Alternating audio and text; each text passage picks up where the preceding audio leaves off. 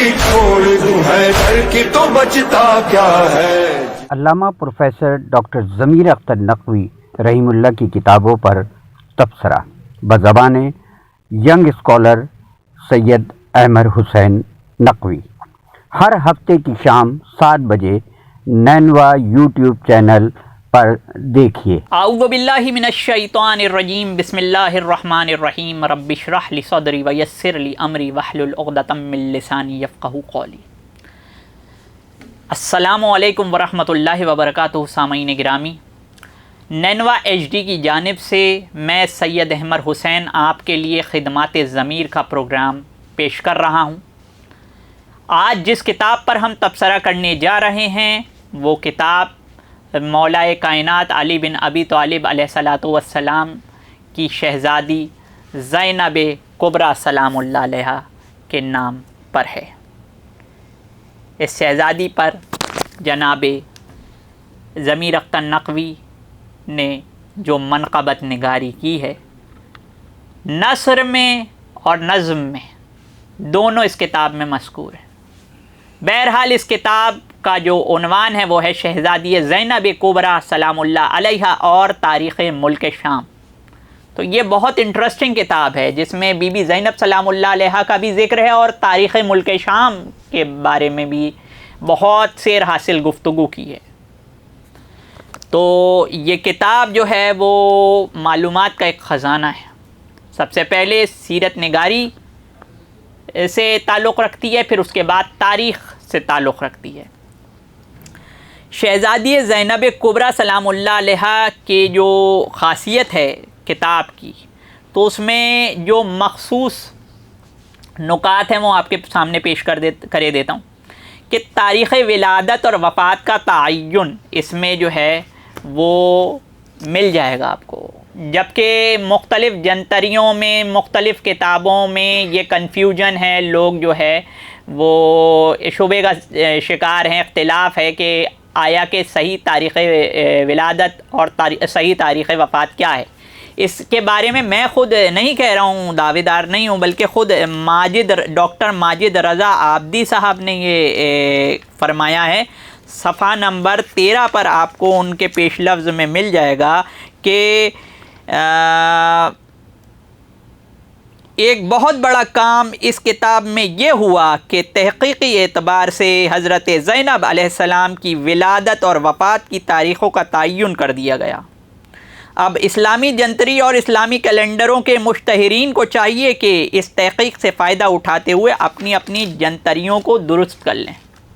تو یہ ایک اہم تحقیق ہے جس میں وفات اور ولادت کا ایک جو ہے وہ یقینی تعین کر دیا گیا اور دلائل سے تعین کیا۔ پھر دوسرا جو کام اس میں ہوا ہے وہ یہ ہوا ہے کہ بی بی زینب سلام اللہ علیہا کی شخصیت، جہاں امیر المومنین علیہ السلام کی بیٹی ہیں، شہزادی ہیں، بلکہ آپ کی ذات جو ہے وہ خود ایک محدثہ کی ذات ہے۔ یہ بہت لوگ کم جانتے ہوں گے۔ چنانچہ صفحہ نمبر 39 میں آپ جناب محدث اہل تشیع جناب مامقانی رحم اللہ علیہ کی کتاب سے حوالہ دیتے ہوئے یہ لکھتے ہیں کہ صفحہ نمبر 39 میں ضمیر اختر نقوی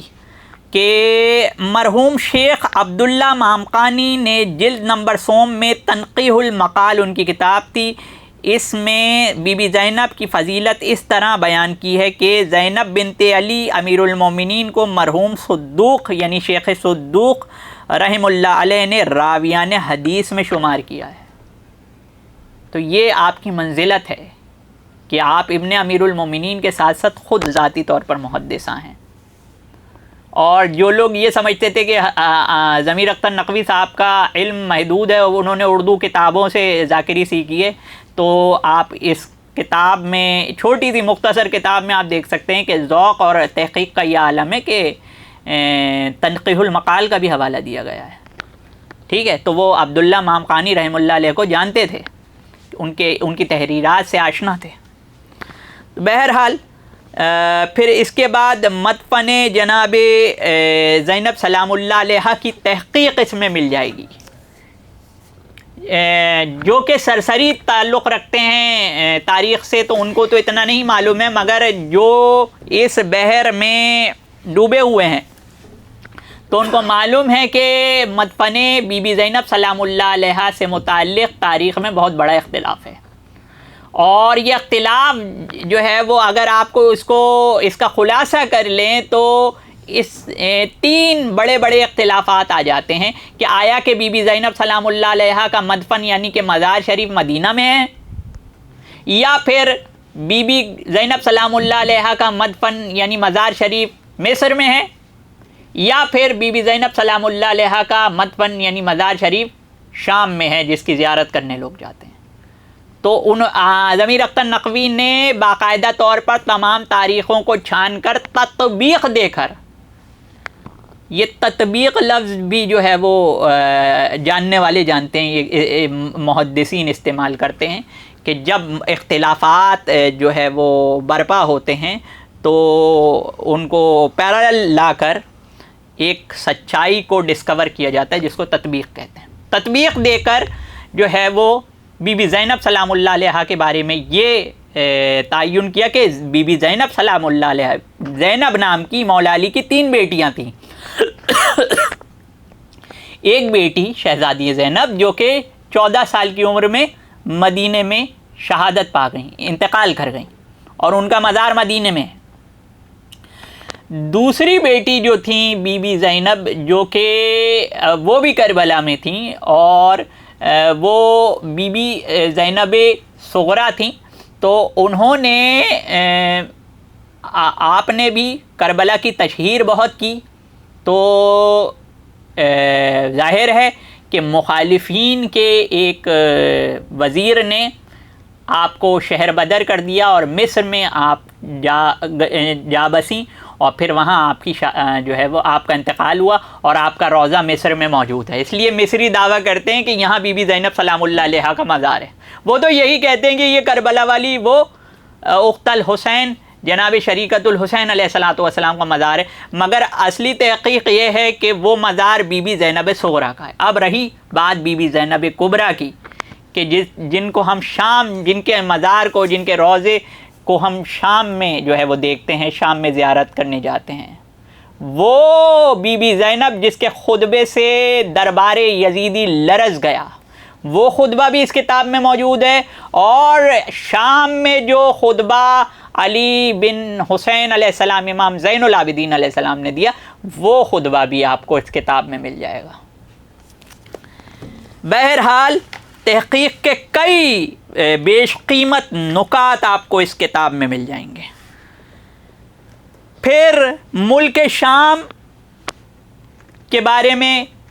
سیر حاصل گفتگو کی گئی ہے، اس کے جو ہے وہ اس کی تاریخ بتائی گئی ہے کہ 14 ہجری میں جو ہے جنگ یرموک کی فتح پر جو ہے یہ ملک شام فتح ہوا۔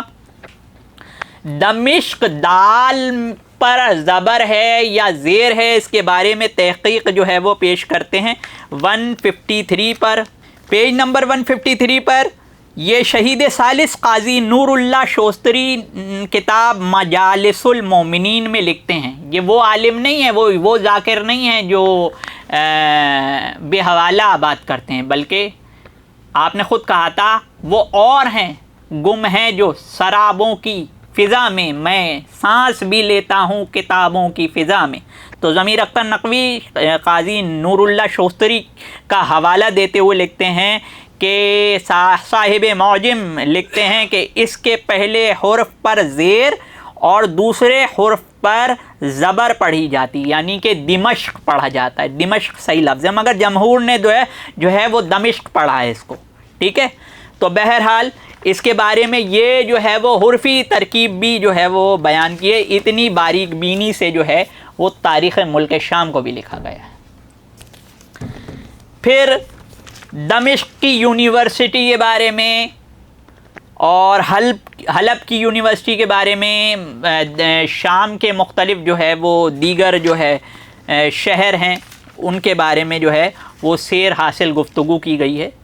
تو اس طرح سے اس کتاب کا تبصرہ اپنے اختتام پر پہنچتا ہے کہ اس ایپیسوڈ کو میں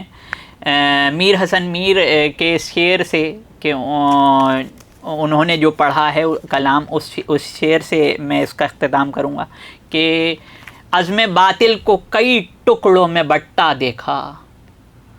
عزم باطل کو کئی ٹکڑوں میں بٹتے دیکھا، تخت کیا چیز ہے دربار الٹتے دیکھا،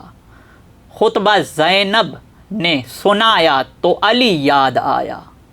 حق کا عرفان جو پایا تو علی یاد آیا۔ آپ سے دوبارہ انشاءاللہ ملاقات ہوگی خدمات ضمیر کے اگلے ایپیسوڈ میں نینوا ایچ ڈی چینل پر۔ جب تک کے لیے السلام علیکم۔ اس چینل کو ضرور سبسکرائب کیجئے اور شیئر کیجئے تاکہ ہماری حوصلہ افزائی ہو۔ چھوڑ دوں ہے ڈر کی تو بچتا کیا ہے۔